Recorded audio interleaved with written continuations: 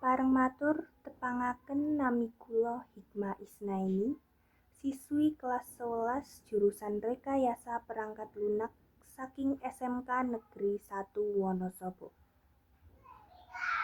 Kula gadah keprigelan wonten ing babagan pengembangan piranti lunak utawi perangkat lunak, utaminipun damel situs web migunakake bahasa HTML utawi CSS, PHP lan Java.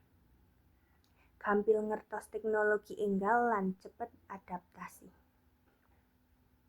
Ananging kula tesih gadah kekirangan kados tata ngatur wekdal, remen undur-undur makarya, lan dereng nguwasani samukawis basa pemrograman kanthi sempurna.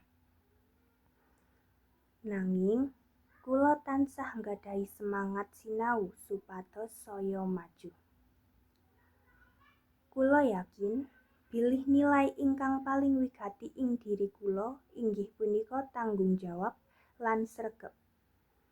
Kula remen sinau bab enggal supados saged adaptasi kaliyan perkembangan teknologi.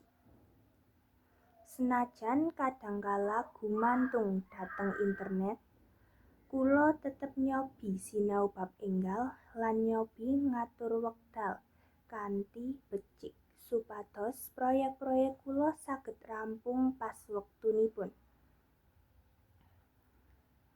Kula gadah cita-cita dados programmer ingkang profesional, ingkang saged nguwasani bahasa pemrograman, ngertos aplikasi desain, gampil makarya kaliyan tim, lan saged adaptasi wonten lingkungan kerja enggal.